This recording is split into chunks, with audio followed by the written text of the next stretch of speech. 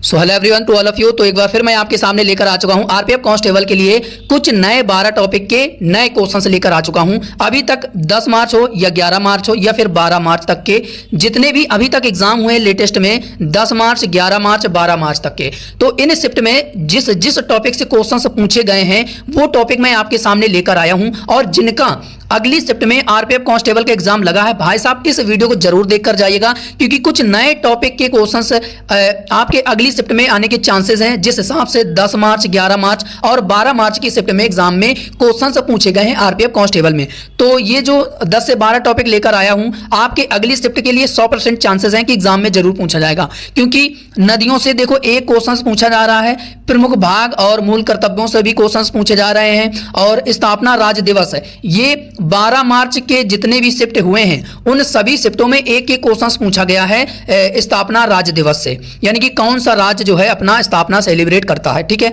Economy से भी questions पूछे जा रहे हैं, जीएस और करंट अफेयर्स के भी क्वेश्चंस पूछे जा रहे हैं, और बायोलॉजी से भी क्वेश्चंस पूछे जा रहे हैं। डांस और त्योहार, अब डांस और त्योहार इस तरीके से पूछे जा रहे हैं कि कौन सा डांस किस देवता को समर्पित है, तो इस तरीके से भी मैं क्वेश्चंस यहां पर लेकर आया हूं जो कि आपके सामने मैं डिस्कस करने वाला हूं। खेल कूद भैया हर एक शिफ्ट में कंफर्म है पूछा जा रहा है, और सीमावर्ती देश से भी क्वेश्चंस पूछे जा रहे हैं। जियोग्राफी, मिडवल, बायोलॉजी और पॉलिटी से क्वेश्चंस देखने को मिला है अभी तक जितनी भी शिफ्ट में आरपीएफ कांस्टेबल का एग्जाम लगा है, तो ये टॉपिक पूछे जा रहे हैं आपके एग्जाम में। तो जिनका अगली शिफ्ट में एग्जाम लगा है आरपीएफ कांस्टेबल का, वो एक बार इस वीडियो को जरूर देखकर जाइएगा, क्योंकि जिस हिसाब से अभी तक एग्जाम में क्वेश्चंस पूछे गए हैं जिस टॉपिक से, उन टॉपिक के क्वेश्चंस एक बार मैं यहां पे आपको रिवीजन करा दूं, जिससे कि आपके अगली शिफ्ट में आने के चांसेस हो जाएंगे। तो यहां पे आपके सामने पहला क्वेश्चन बनेगा कि भारतीय रिजर्व बैंक यानी कि आरबीआई ने किस पेमेंट बैंक पर व्यापारिक प्रतिबंध लगा दिया है।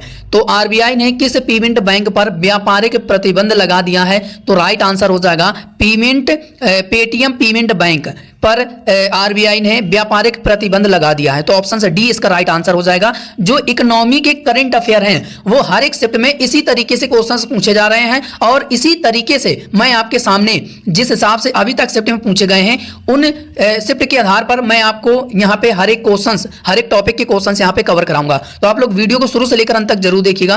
तो यहाँ पे आपको एक फोटो भी नजर आ रहा होगा कि पेटीएम पेमेंट बैंक पर प्रतिबंध लगा दिया है व्यापारिक रूप से आरबीआई ने। तो ये चीज आपको याद रखना है, बाकी एग्जाम के लिए इंपॉर्टेंट है क्योंकि इकोनॉमिक करंट अफेयर्स के क्वेश्चंस भैया पूछे जा रहे हैं।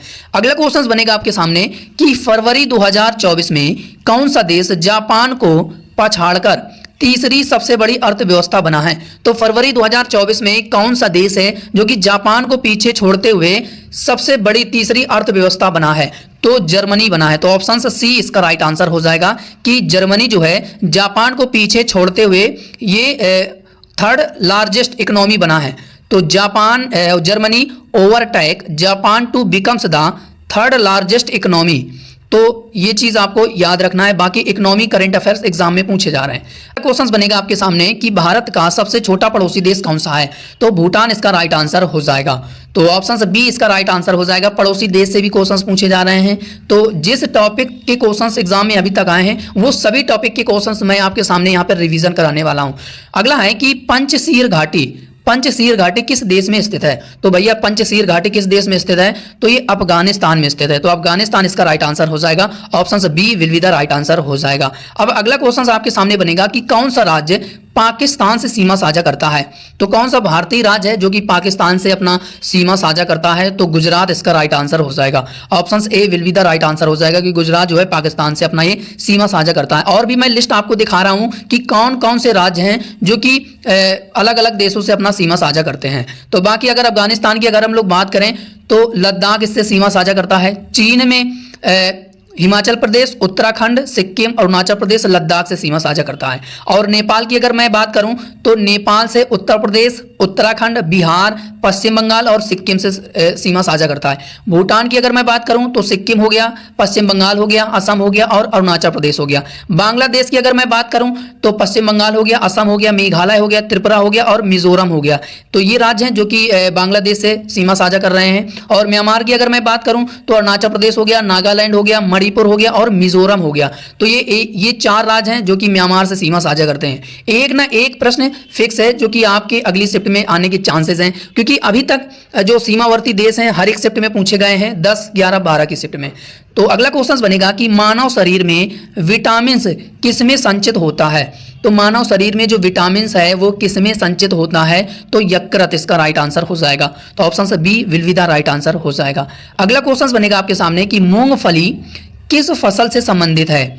मूंगफली किस फसल से संबंधित है, तो ये खरीफ फसल की ये फसल है मूंगफली। तो option A will be the right answer हो जाएगा। और आपको मैं एक नज़र क्विक रिवीजन करा दे रहा हूं कि जो खरीफ की कौन कौन सी फसलें हैं। मूंगफली हो गई, कपास हो गया, चावल हो गया, बाजरा हो गया, ज्वार हो गया, जूट हो गया, सोयाबीन हो गया। और राबी की कौन कौन सी फसलें हैं, गेहूं हो गया, चना हो गया, जौ हो गया, मटर हो गया, सरसों हो गया।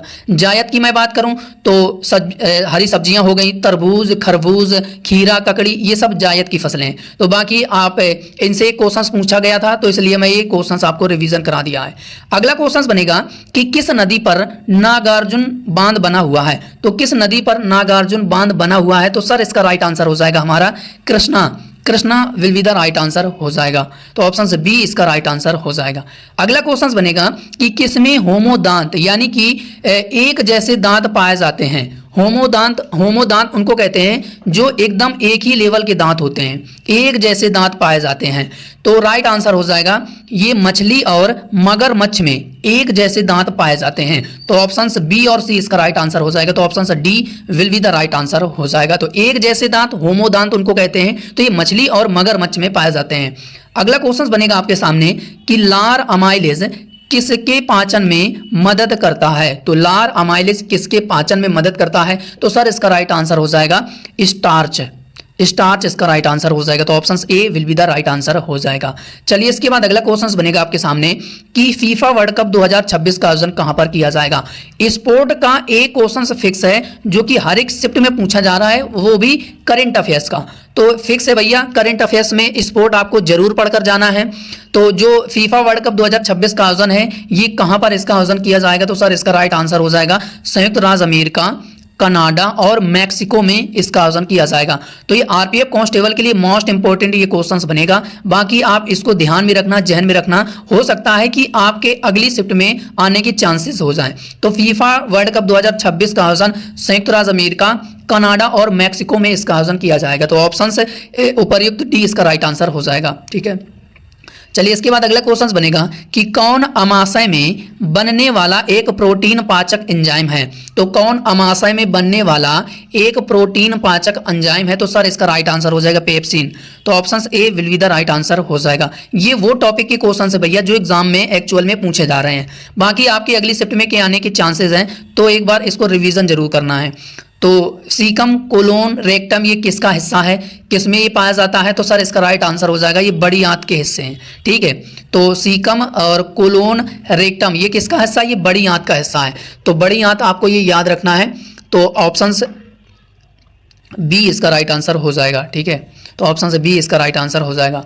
अगला है कि पेरियार नदी किस राज्य में है। तो किस राज्य में पेरियार नदी है, तो सर इसका राइट आंसर हो जाएगा ये केरल में है। तो ऑप्शन से बी इसका राइट आंसर हो जाएगा। अगला क्वेश्चन बनेगा आपके सामने कि भारत का सबसे ऊंचा आर्च बांध किस नदी पर बना हुआ है। भारत का सबसे ऊंचा है आर्च बांध और ये किस नदी पर बना हुआ है, तो सर इसका राइट आंसर हो जाएगा ये पेरियार नदी पर बना है। तो ऑप्शन से B will be the right answer हो जाएगा। अगला क्वेश्चन बनेगा कि गांधी सागर बांध किस नदी पर है, तो सर इसका राइट आंसर हो जाएगा ये है चंबल नदी पर। तो ऑप्शन से बी इसका राइट आंसर हो जाएगा। और इसका जो पीडीएफ है आपको टेलीग्राम चैनल में मिल जाएगा, जो कि वीडियो के डिस्क्रिप्शन बॉक्स पर टेलीग्राम चैनल का लिंक लगा है। तो वहां से आप उसे लिंक को क्लिक करके आप उस चैनल में जरूर जुड़ना है, क्योंकि आपको एक्स्ट्रा जानकारी, नोट्स, पीडीएफ्स वगैरह वहां पे प्रोवाइड वगैरह चीजें शेयर की जाती हैं। तो बाकी आप उसे ज्वाइन जरूर करिएगा। अगला है कि किस आंदोलन में महात्मा गांधी ने कैसर-ए-हिंद की उपाधि को वापस कर दिया था। तो किस आंदोलन में महात्मा गांधी ने कैसर-ए-हिंद की उपाधि को वापस कर दिया था, तो सर इसका राइट आंसर हो जाएगा असहयोग आंदोलन। असहयोग आंदोलन इसका राइट आंसर हो जाएगा। तो ऑप्शन से B will be the right answer हो जाएगा। अगला क्वेश्चन बनेगा कि किसे व्हाइट मैन कमीशन के नाम से जाना जाता है? तो किसे व्हाइट मैन कमीशन के नाम से जाना जाता है? तो सर इसका राइट आंसर हो जाएगा साइमन कमीशन। साइमन कमीशन को व्हाइट मैन कमीशन कहा गया था। तो option A will be the right answer हो जाएगा। अगला क्वेश्चन बनेगा कि 1932 में पूना पैक्ट किसके किसके मध्य हुआ था? तो आप सभी को पता है कि पूना पैक्ट की अगर बात आती है 1932 में, तो ये महात्मा गांधी और भीमराव अंबेडकर के बीच में हुआ था पूना पैक्ट। तो ऑप्शन से B will be the right answer हो जाएगा। अगला क्वेश्चन बनेगा आपके सामने कि नौजवान सभा की स्थापना किसने की थी? तो नौजवान सभा की स्थापना किसने की थी? तो भगत सिंह इसका राइट आंसर हो जाएगा। तो ऑप्शन ए इसका राइट आंसर हो जाएगा। चलिए अगला है कि दिल्ली की गद्दी पर बैठने वाला आखिरी हिंदू शासक कौन था? तो राइट आंसर हो जाएगा हेमचंद्र। तो ऑप्शन ए इसका राइट आंसर हो जाएगा। तो ये आपको याद रखना है। अगला क्वेश्चन बनेगा स्पोर्ट का एक क्वेश्चन फिक्स है जो एग्जाम में आ रहा है। तो चेन्नई ओपन 2024 का खिताब किसने जीता है? तो सुमित नागल ने जीता है। तो ऑप्शन ए इसका राइट आंसर हो जाएगा और ये एग्जाम के लिए इंपॉर्टेंट है, तो ये आपको याद रखना है। तो चेन्नई ओपन का खिताब किसने जीता है? सुमित नागल। ठीक है, नागल विंस चेन्नई ओपन का खिताब 2024 का खिताब जीता है। तो सुमित नागल जी का आप यहाँ पे फोटो भी देखते हुए चलिए अगला क्वेश्चन बनेगा कि अनुशीलन समिति किसने शुरू की थी? तो अनुशीलन समिति को किसने शुरू किया था? तो सतीश चंद्र बोस इसका राइट आंसर हो जाएगा। तो ऑप्शन से डी इसका राइट आंसर हो जाएगा। अगला क्वेश्चन बनेगा कि वर्ष 2024 में 45वें शतरंज ओलंपियाड का आयोजन कहां पर किया गया है?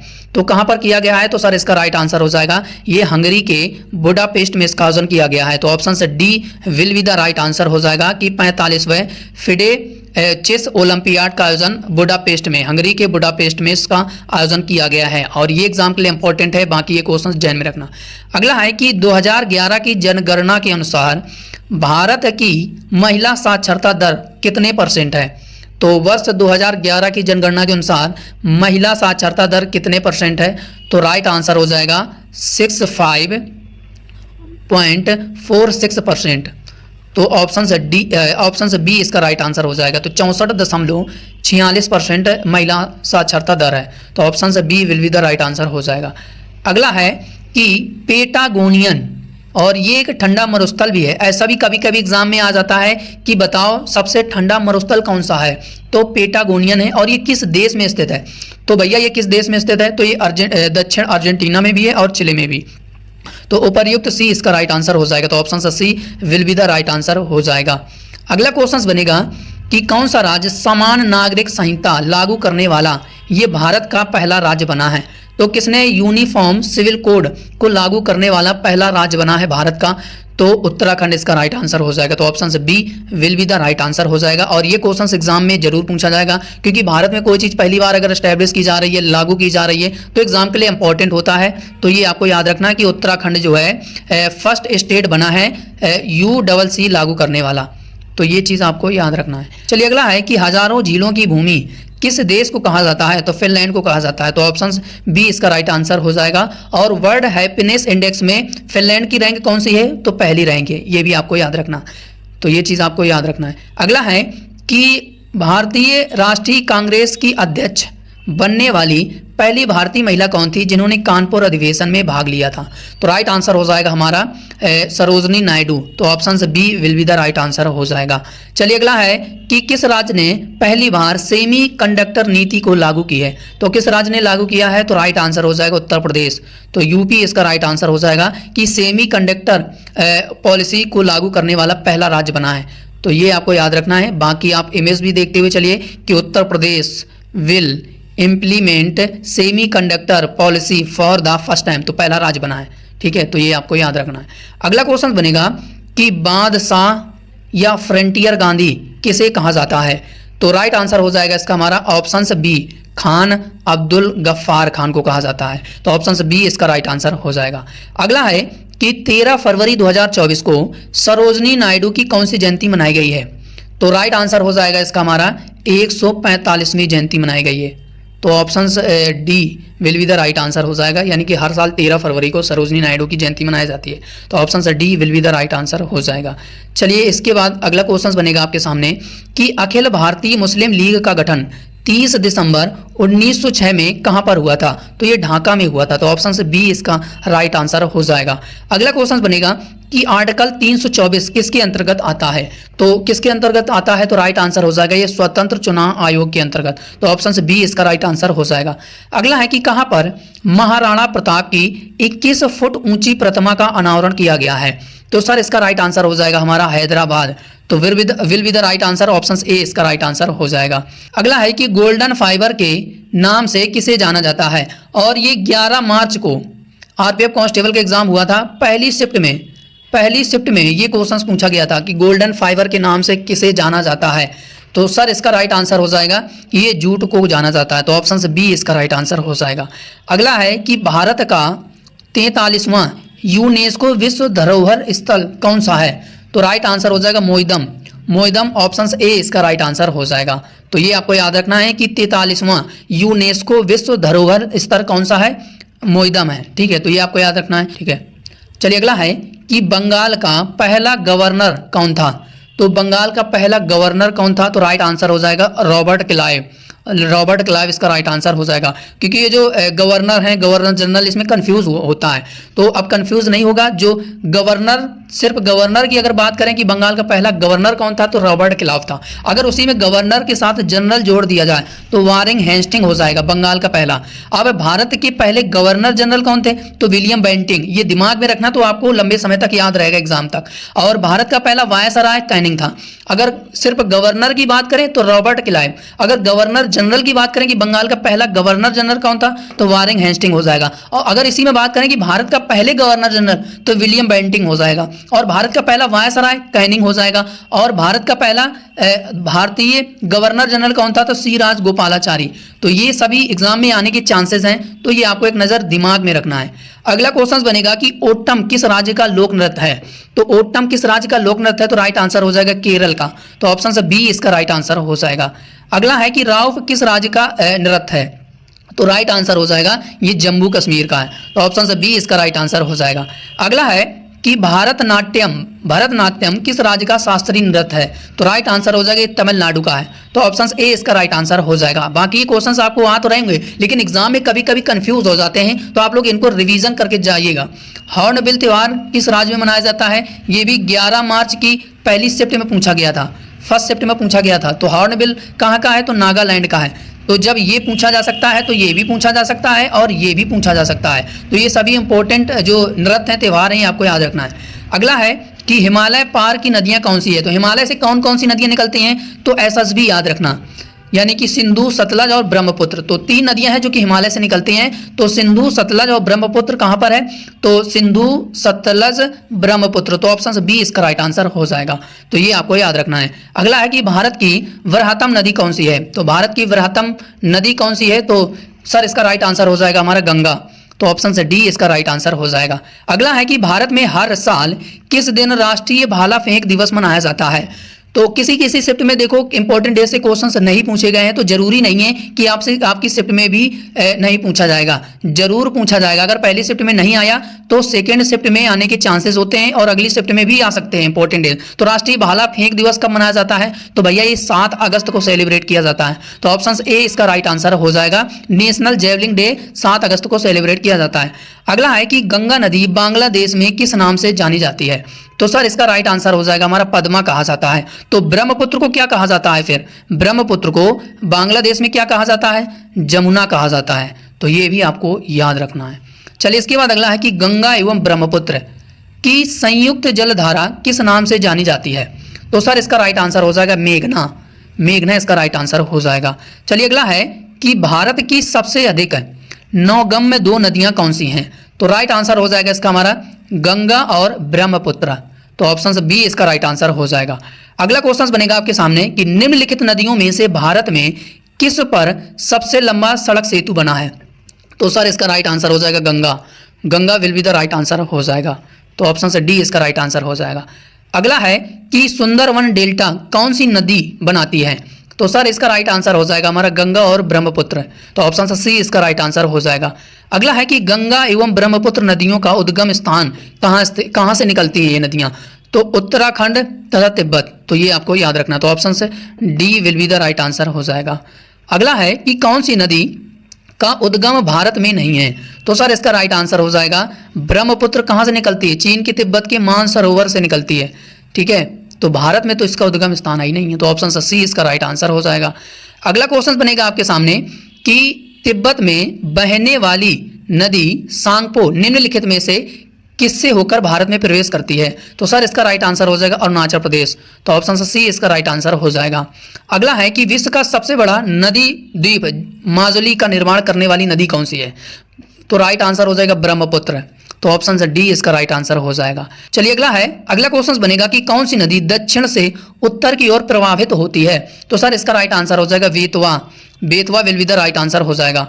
अगला है कि किस नदी को बिहार का शोक कहा जाता है? तो किस नदी को कहा जाता है? तो भैया ये कोसी को कहा जाता है। तो ऑप्शन से B will be the right answer हो जाएगा। कौन सी नदी हिमालय से परे की नदी है? तो कौन सी नदी हिमालय से परे की नदी है? तो सतलज। एसएसबी आपको मैंने बताया, सिंधु, सतलज और ब्रह्मपुत्र। तो ये तीनों नदियां आपको याद रखना है। अगला है कि निम्नलिखित में से कौन एक विनाशक नदी कहलाती है? तो विनाशक नदी की अगर हम लोग बात करें तो कोसी। कोसी इसका राइट आंसर हो जाएगा। तो ऑप्शन सी इसका राइट आंसर हो जाएगा। और कोसी को ही बिहार का शोक कहा जाता है। इसलिए कहा जाता है कि क्योंकि जब बाढ़ लेकर आती है ना, तो हर एक गांव में बिहार में तहस नहस कर देती है गांव को, तो इसलिए इसको विनाशक नदी कहा जाता है। तो ऑप्शन सी इसका राइट आंसर हो जाएगा। अगला क्वेश्चन बनेगा कि बंगाल का शोक किस नदी को कहा जाता है? तो राइट आंसर हो जाएगा दामोदर को। तो ऑप्शन से D will be the right answer हो जाएगा। वे दो प्रमुख नदियां कौन सी हैं जो अमरकंटक पठार से निकलती हैं परंतु वे अलग अलग दिशाओं में बहती हैं? ऐसे क्वेश्चंस एग्जाम में देखो, जिस पैटर्न के हिसाब से क्वेश्चंस पूछे जा रहे हैं उस पैटर्न के आधार पर मैं भैया आपके सामने लेकर आया हूं कि आपकी अगली शिफ्ट के लिए इंपॉर्टेंट बनेगा। आप इसको रिविजन करके जाएंगे तो आपसे क्वेश्चंस इनसे अगर आएंगे तो आपसे गलत नहीं होगा। तो ऑप्शन सी इसका राइट आंसर हो जाएगा। ये देखो अमरकंटक से तो निकलती हैं, लेकिन सोन नदी देखो भैया इधर चली जाती है और नर्मदा नदी यहाँ चली जाती है, तो एक अलग अलग दिशाएं हो गई ना इनकी। तो ऑप्शन सी इसका राइट आंसर हो जाएगा। अगला क्वेश्चन बनेगा कि तवा किसकी सहायक नदी है? तो तवा किसकी सहायक नदी है? तो ये नर्मदा की सहायक नदी है। तो ऑप्शन से ए इसका राइट आंसर हो जाएगा। अगला है कि कौन सी नदी प्रारंभ में अरुण नदी के नाम से जानी जाती है? तो राइट आंसर हो जाएगा इसका हमारा कोसी। ठीक है, वो इसी को बिहार का शोक कहा जाता है, विनाशक नदी। अगला है कि भारतीय संविधान में संशोधन के लिए विधेयक लाया जा सकता है? तो राइट आंसर हो जाएगा या तो लोकसभा में या राज्यसभा में। तो ऑप्शन सी इसका राइट आंसर हो जाएगा। अगला है कि भारतीय संविधान के लिए पहला संशोधन विधेयक लाया गया, तो ये कब लाया गया था? Amendment bill. तो राइट आंसर हो जाएगा 1951 में। तो ऑप्शन से बी इसका राइट आंसर हो जाएगा। अगला है कि निम्नलिखित में से किसकी समिति पर भारतीय संविधान में मूल कर्तव्य शामिल किया गया था? तो किसकी समिति पर भारतीय संविधान में मूल कर्तव्य को जोड़ा गया था या शामिल किया गया था? तो राइट आंसर हो जाएगा स्वर्ण सिंह समिति। तो ऑप्शन सी इसका राइट आंसर हो जाएगा। चलिए इसके बाद अगला क्वेश्चन बनेगा आपके सामने कि भारतीय संविधान के किस आर्टिकल में 42वें संविधान संशोधन विधेयक द्वारा मूल कर्तव्यों को जोड़ा गया था? तो मोस्ट इंपॉर्टेंट क्वेश्चन है, तो याद रखना राइट आंसर हो जाएगा आर्टिकल 51 का ए। तो ऑप्शन से बी इसका राइट आंसर हो जाएगा। अगला है कि संविधान में मौलिक कर्तव्यों को कब सम्मिलित किया गया था? तो राइट आंसर हो जाएगा 1976 में। तो ऑप्शन ए इसका राइट आंसर हो जाएगा। 1976 में मौलिक कर्तव्यों को सम्मिलित किया गया था। अगला क्वेश्चन बनेगा आपके सामने कि भारत के संविधान के किस भाग में मौलिक कर्तव्य उल्लिखित है? मौलिक कर्तव्य है, तो किस भाग में मौलिक कर्तव्य का जिक्र है? तो राइट आंसर हो जाएगा भाग 4 का ए। तो ऑप्शन सी इसका राइट आंसर हो जाएगा। तो ऑप्शन सी इसका राइट आंसर हो जाएगा। अगला है कि भारतीय संविधान में किस आर्टिकल के अंतर्गत नागरिकों को मौलिक अधिकार प्रदान किए गए हैं? तो सर इसका राइट आंसर हो जाएगा हमारा 12 से 35। तो ऑप्शन से बी इसका राइट आंसर हो जाएगा। अगला है कि जब भारत को स्वतंत्रता प्राप्त हुई थी तब ब्रिटेन में निम्न में से किस पार्टी की सत्ता थी? और ऐसे घुमा फिरा के क्वेश्चंस क्वालिटी से आ रहे हैं, तो राइट आंसर हो जाएगा हमारा लेबर पार्टी। तो ऑप्शन से बी इसका राइट आंसर हो जाएगा। अगला है कि 1946 में गठित अंतरिम कैबिनेट की अध्यक्षता किसने की थी? तो सर इसका राइट आंसर हो जाएगा हमारा जवाहरलाल नेहरू। ठीक है, तो ऑप्शन से बी इसका राइट आंसर हो जाएगा। चलिए अगला है कि भारत छोड़ो आंदोलन के समय निम्नांकित में से किसने कांग्रेस रेडियो का प्रसारण किया? तो राइट आंसर हो जाएगा उषा मेहता। तो ऑप्शन सी इसका राइट आंसर हो जाएगा। अगला है कि पृथ्वी राज रासो के लेखक कौन है? तो पृथ्वीराज रासो के लेखक कौन है? तो चंदर बरदाई। तो ऑप्शन से डी इसका राइट आंसर हो जाएगा। अगला है कि भारत ने पहली बार विश्व धरोहर समिति की बैठक किस सत्र की मेजबानी की है?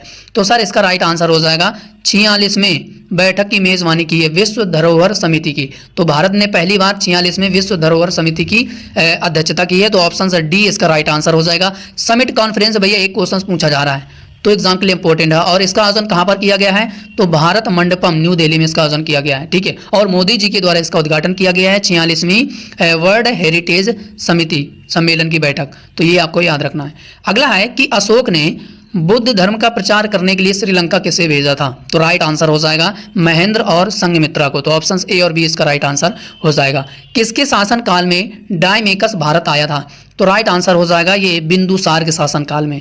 तो ऑप्शन से बी इसका राइट आंसर हो जाएगा। अगला है कि चंद्रगुप्त मौर्य ने सेल्यूकस को किस वर्ष में पराजित किया था? तो राइट आंसर हो जाएगा 305 BC यानी कि ईसा पूर्व। तो ऑप्शन से सी इसका राइट आंसर हो जाएगा। चलिए अगला है कि गुप्त वंश की स्थापना किसने की थी? तो राइट आंसर हो जाएगा श्रीगुप्त ने। तो ऑप्शन से ए इसका राइट आंसर हो जाएगा। अगला है कि चंद्रगुप्त प्रथम किस वंश का शासक था? तो राइट आंसर हो जाएगा चंद्रगुप्त का राइट आंसर हो जाएगा गुप्त वंश। तो ऑप्शन ए इसका राइट आंसर हो जाएगा। चलिए अगला है कि किसे मेडिसिन यानी कि चिकित्सा के क्षेत्र में नोबेल पुरस्कार 2024 प्रदान किया गया है? तो किसे प्रदान किया गया है? तो राइट आंसर हो जाएगा विक्टर एम्ब्रोस और गैरी रुकवन को। और ये दोनों अमेरिकी हैं, अमेरिका के हैं। ठीक है, तो इनका नाम याद रखना। तो इनको चिकित्सा के क्षेत्र में नोबेल पुरस्कार 2024 प्रदान किया गया है। तो ये आपको याद रखना है। चलिए इसके बाद अगला है कि प्रयाग प्रशस्ति के रचनाकार हरिसेन किसके दरबार का कवि था? तो राइट आंसर हो जाएगा इसका हमारा समुद्रगुप्त। ऑप्शन से बी इसका राइट आंसर हो जाएगा। किसके शासन काल में हूणों ने आक्रमण किया था? तो भैया किसके शासन काल में? स्कंदगुप्त के शासन काल में। तो ऑप्शन ए इसका राइट आंसर हो जाएगा। नालंदा विश्वविद्यालय की स्थापना किसने की थी? तो नालंदा विश्वविद्यालय की स्थापना की थी कुमारगुप्त प्रथम ने। तो ऑप्शन ए इसका राइट आंसर हो जाएगा। अगला है कि 55वें भारतीय अंतर्राष्ट्रीय फिल्म महोत्सव का आयोजन कहां पर किया गया है? तो सर इसका राइट आंसर हो जाएगा ये गोवा में किया गया है। गोवा इसका राइट आंसर हो जाएगा। तो ऑप्शन से B will be the right answer हो जाएगा कि 55वें international film festival of India to be celebrated in Goa में इसका आयोजन किया गया है। तो ये आपको याद रखना। अगला है कि ब्राह्मणों पर जजिया कर किसने लगाया था? तो ब्राह्मणों पर जजिया कर किसने लगाया था? तो फिरोज शाह तुगलक ने। ठीक है, तो ऑप्शन से बी इसका राइट आंसर हो जाएगा FST फिरोज शाह तुगलक ने ब्राह्मणों पर जजिया कर लगाया था। तो ऑप्शन से बी इसका राइट आंसर हो जाएगा। अगला है कि गुरु नानक ने अपना उत्तराधिकारी किसे अपॉइंट किया था? तो सर इसका राइट आंसर हो जाएगा गुरु अंगद। तो ऑप्शन से D will be the right answer हो जाएगा। भूमि नापने के लिए गज सिकंदरी को किसने शुरू किया था? किसने लागू किया था? तो राइट आंसर हो जाएगा सिकंदर लोदी इसका राइट आंसर हो जाएगा। चलिए इसके बाद अगला है कि 16वां ब्रिक्स शिखर सम्मेलन 2024, क्योंकि जो फेमस शिखर सम्मेलन है, बैठकें हैं, ये एग्जाम में पूछा जा रहा है। तो 16वां ब्रिक्स शिखर सम्मेलन का आयोजन 2024 में कहां पर किया गया है? तो राइट आंसर हो जाएगा रूस। रूस के कहां पर? रूस के कजान में इसका आयोजन किया गया है। तो ये आपको याद रखना है। तो ऑप्शन से बी इसका राइट आंसर हो जाएगा। रूस के कजान में 12 अक्टूबर से 24 अक्टूबर तक इसका आयोजन किया गया था। तो ये आपको याद रखना है। चलिए इसके बाद अगला है कि 1532 में दोहरिया का युद्ध किसके किसके मध्य हुआ था? तो किसके किसके बीच हुआ था? तो ये हुआ था एक तो अफगान और हुमायूं के बीच। तो ऑप्शन ए इसका राइट आंसर हो जाएगा। अगला है कि किस सिख गुरु ने गुरुमुखी प्रारंभ शुरू किया है? तो राइट आंसर हो जाएगा गुरु अंगद। तो ऑप्शन से डी इसका राइट आंसर हो जाएगा। चलिए अगला क्वेश्चन बनेगा आपके सामने कि केंद्रीय मंत्री सर्बानंद सोनोवाल ने कहां पर क्रूज भारत मिशन का शुभारंभ किया है? तो सर इसका राइट आंसर हो जाएगा मुंबई। तो ऑप्शन से डी इसका राइट आंसर हो जाएगा। क्रूज मिशन का आयोजन कहां पर किया गया है? मुंबई में किया गया है और ये 30 सितंबर को आयोजन किया गया था। अगला क्वेश्चन बनेगा कि चित्तौड़ के त्रिभुवन नारायण मंदिर किसने बनवाया? किसने बनवाया था? तो राइट आंसर हो जाएगा ये परमार राजभोज ने बनवाया था। तो ऑप्शन से सी इसका राइट आंसर हो जाएगा। अगला है कि मालाबार एक्सरसाइज 2024 का आयोजन कहां पर किया गया है? तो इसका आयोजन कहां पर किया गया? तो विशाखापत्तनम। तो ऑप्शन से डी इसका राइट आंसर हो जाएगा। Malabar exercise in Visakhapatnam. अगला है कि उस पाल शासक का नाम बताइए जिसने विक्रमशिला विश्वविद्यालय स्थापित किया था। तो राइट आंसर हो जाएगा इसका हमारा सर धर्मपाल। तो ऑप्शन ए इसका राइट आंसर हो जाएगा। चलिए अगला है कि शाहजहांनामा के लेखक कौन है? तो सर इसका राइट आंसर हो जाएगा हमारा इनायत खान। तो ऑप्शन से डी इसका राइट आंसर हो जाएगा। अगला है कि मुगल काल में दरबारी भाषा क्या थी? तो राइट आंसर हो जाएगा इसका हमारा फारसी बोलते थे। ऑप्शन से सी इसका राइट आंसर हो जाएगा। अगला है कि किस मुगल शासक ने चित्रकारी के लिए कारखाने बनवाए थे? तो सर इसका राइट आंसर हो जाएगा हमारा अकबर। अकबर इसका राइट आंसर हो जाएगा। तो option B will be the right answer हो जाएगा। चित्रकारी के लिए कारखाने अकबर ने बनवाए थे। अगला है कि जैन धर्म में 19वें तीर्थंकर कौन थे? तो राइट आंसर हो जाएगा इसका हमारा मल्लीनाथ। तो 24 में तो सबको पता रहेगा, लेकिन 19 में पूछ दिया जाएगा तो कोई गलत कर देगा, तो वो आप इसको रिवीजन जरूर करके जाना, क्योंकि ये वो टॉपिक हैं जो वो टॉपिक के क्वेश्चन हैं जो एग्जाम में वाकई में पूछे जा रहे हैं और आपके अगली शिफ्ट में आने के चांसेस हैं। अगला है कि औरंगजेब ने बीजापुर की विजय कब हासिल की थी? तो राइट आंसर हो जाएगा हमारा 1686 इसका राइट आंसर हो जाएगा। चलिए अगला है कि किसे नए रक्षा सचिव के रूप में अपॉइंट किया गया है? तो राइट आंसर हो जाएगा राजेश कुमार सिंह को नए रक्षा सचिव का कार्यभार इनको सौंपा गया है। तो ऑप्शन डी इसका राइट आंसर हो जाएगा। इमेज जरूर फोकस करते हुए चलना है, जिससे कि आपको इमेज से रिलेटेड क्वेश्चंस आपको याद रहे। R K. Singh has been appointed as the defence secretary को इनको अपॉइंट कर दिया गया है। अगला है कि भीमबेटका किसके लिए प्रसिद्ध है? तो सर इसका राइट आंसर हो जाएगा हमारा ये गुफाओं के शैल चित्रों के लिए। तो ऑप्शन ए इसका राइट आंसर हो जाएगा। चलिए अगला है कि भीमबेटका की खोज किसने की थी? तो सर इसका राइट आंसर हो जाएगा हमारा डॉक्टर विष्णुधर वाकड़कर ने। तो ऑप्शन सी इसका राइट आंसर हो जाएगा। चलिए अगला है कि गोपथ ब्राह्मण संबंधित हैं, तो किस वेद से संबंधित हैं? अथर्ववेद से। तो ऑप्शन सी इसका राइट आंसर हो जाएगा। इंडिका किसकी रचना है? तो किसकी रचना है? तो राइट आंसर हो जाएगा मगस्थनीज। तो ऑप्शन सी इसका राइट आंसर हो जाएगा। अगला है कि कौन सा देश वर्ष 2024 से वर्ष 2026 तक के कार्यकाल के लिए अंतर्राष्ट्रीय सौर गठबंधन का अध्यक्ष बना है? इंपॉर्टेंट है, आरपीएफ में देख लेना, एग्जाम में जरूर पूछा जाएगा। तो वर्ष 2024 से लेकर वर्ष 2026 तक के कार्यकाल के लिए अंतर्राष्ट्रीय सौर गठबंधन का अध्यक्ष किसे अपॉइंट किया गया है? किस देश को अपॉइंट कर दिया गया है? तो राइट आंसर हो जाएगा भारत। भारत इसका राइट आंसर हो जाएगा। ठीक है, चलिए इसके बाद अगला है कि सबसे पहले खोजी जाने वाली धातु कौन सी थी? तो राइट आंसर हो जाएगा इसका हमारा तामा। तामा को खोजा गया था पहले। तो option A will be the right answer हो जाएगा। अगला है कि सिंधु सभ्यता की लिपि कैसी थी? तो राइट आंसर हो जाएगा इसका हमारा चित्रात्मक इसका राइट आंसर हो जाएगा। अगला है कि स्नानागार का साक्ष्य कहाँ से प्राप्त हुआ है? तो राइट आंसर हो जाएगा मोहनजोदड़ो से। तो ऑप्शन बी इसका राइट आंसर हो जाएगा। सेकेंड बौद्ध समिति का आयोजन कहाँ पर किया गया था? तो सेकेंड का राइट आंसर हो जाएगा हमारा वैशाली में इसका आयोजन किया गया था। ठीक है, तो ये आपको याद रखना है। चलिए अगला है कि क्षेत्रफल की दृष्टि से भारत का विश्व में कौन सा स्थान है? तो राइट आंसर हो जाएगा हमारा 7वां। तो ऑप्शन सी इसका राइट आंसर हो जाएगा। अगला है कि निम्नलिखित में से कौन सा मरुस्थल है? तो राइट आंसर हो जाएगा इसका हमारा सिंधु क्षेत्र। तो ऑप्शन ए इसका राइट आंसर हो जाएगा। अगला है कि जिस जिले से 70 डिग्री पूर्वी देशांतर रेखा गुजरती है वह कौन सा जिला है? तो राइट आंसर हो जाएगा हमारा option B will be the right answer हो जाएगा जैसलमेर। तो B will be the right answer हो जाएगा। मैजीनॉट रेखा किस देश के बीच है? तो राइट आंसर हो जाएगा ये फ्रांस और जर्मनी के बीच है। तो ऑप्शन सी इसका राइट आंसर हो जाएगा। अगला है कि कौन सी जल संधि यूरोप को अफ्रीका से अलग करती है? तो कौन सी जल संधि है जो कि यूरोप और अफ्रीका को अलग करती है? तो जिब्राल्टर। तो ऑप्शन सी इसका राइट आंसर हो जाएगा। चलिए इसके बाद अगला है कि झारखंड राज्य अपना स्थापना कब सेलिब्रेट करता है? क्योंकि इससे राज्य स्थापना दिवस से एग्जाम में एक क्वेश्चन आ रहा है इंपॉर्टेंट डेज में। तो राइट आंसर हो जाएगा इसका हमारा ये कब सेलिब्रेट करता है? तो ये करता है 15 नवंबर को। तो ऑप्शन ए इसका राइट आंसर हो जाएगा। अगला है कि भारतीय संविधान में भाग 2 में किसका उल्लेख किया गया है? तो भाग 2 में आता है नागरिकता। ठीक है, तो ऑप्शन बी इसका राइट आंसर हो जाएगा। चलिए अगला है कि आलमगीर किस नदी पर है? अभी तक के शिफ्ट में जितने भी एग्जाम हुए हैं सब में ऐसे इस तरीके से क्वेश्चंस पूछे जा रहे हैं कि आलमगीर कहाँ पर है, किस नदी पर है, और मोहनजोदड़ो कहाँ पर है, कालीबंगा किस नदी पर है, कहाँ पर है। तो ऐसे क्वेश्चंस अब एग्जाम में एशियन हिस्ट्री से पूछे जा रहे हैं। तो राइट आंसर हो जाएगा हिंडन नदी। हिंडन इसका राइट आंसर हो जाएगा। धौलावीरा किस राज्य में है? ऐसे क्वेश्चंस एग्जाम में एशियन से पूछे जा रहे हैं। तो राइट आंसर हो जाएगा हमारा गुजरात इसका राइट आंसर हो जाएगा। वर्तमान में हड़प्पा कहाँ पर है? तो राइट आंसर हो जाएगा हमारा इसका राइट आंसर हो जाएगा मांडगोमरी। तो ऑप्शन ए इसका राइट आंसर हो जाएगा। ये पाकिस्तान में पड़ता है। ठीक है, तो ये आपको याद रखना है। चलिए अगला है कि हड़प्पा किस नदी पर स्थित है?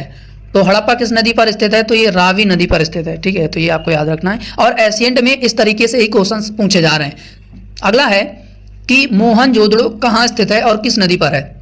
तो राइट आंसर हो जाएगा ये पाकिस्तान में है और सिंधु नदी पर। तो ऑप्शन ए इसका राइट आंसर हो जाएगा।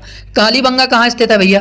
तो कालीबंगा की बात करें तो राजस्थान, काली चूड़ियों के साक्ष्य मिले थे यहाँ पे। तो ऑप्शन सी इसका राइट आंसर हो जाएगा। बनवाली किस राज्य में है? तो बनवाली किस राज्य में है? तो ये हरियाणा में है। तो ऑप्शन ए इसका राइट आंसर हो जाएगा। अवमूल्यन क्या है? क्योंकि इकोनॉमी जीएस भी पूछी जा रही है। अवमूल्यन क्या है? तो अवमूल्यन क्या है? ये एक मुद्रा के मूल्य में कमी। तो ऑप्शन ए इसका राइट आंसर हो जाएगा। अगला है कि आरबीआई का कार्य नहीं है। कौन सा है जो कि आरबीआई का कार्य नहीं है? तो राइट आंसर हो जाएगा निर्यात कर्ताओं को ऋण देना, ये इसका काम नहीं है। बाकी ये सभी तीन ऑप्शन सही हैं। अगला है कि आरबीआई क्या है? इंड वाणिज्य बैंक है, केंद्रीय है, सरकारी है कि लीड बैंक है? कौन सा है? तो राइट आंसर हो जाएगी केंद्रीय बैंक है। और इसको सरकारी बैंक ना टिक करके आ जाना जो ये क्वेश्चन से पूछा जाए तो केंद्रीय बैंक है। तो ऑप्शन बी इसका राइट आंसर हो जाएगा। आरबीआई में खुले बाजार की क्रियाओं का क्या आशय है? तो राइट आंसर हो जाएगा इसका हमारा प्रतिभूतियों का क्रय मूल्य, क्रय विक्रय। तो ऑप्शन सी इसका राइट आंसर हो जाएगा। चलिए अगला है कि कौन सी पंचवर्षीय योजना थी जो 1 वर्ष पहले ही समाप्त हो गई थी? तो राइट आंसर हो जाएगा इसका हमारा 5वीं। तो ऑप्शन ए इसका राइट आंसर हो जाएगा।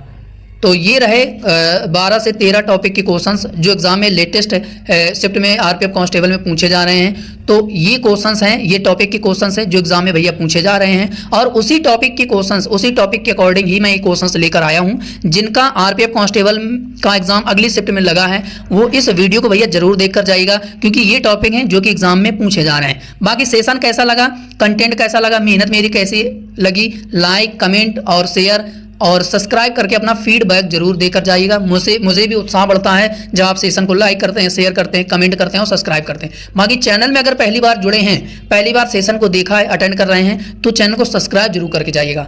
तो आज के लिए इतना ही, मिलते हैं ऐसे ही और अगले वीडियो पर। और अब जैसे किसी शिफ्ट का एग्जाम फिनिश होगा, अब उसमें कैसे क्वेश्चंस पूछे जाएंगे उन टॉपिक के क्वेश्चंस मैं लेकर आऊंगा। ठीक है, तो आज के लिए इतना ही, मिलते हैं अगले वीडियो पर। तब तक के लिए जय हिंद, जय भारत, वंदे मातरम।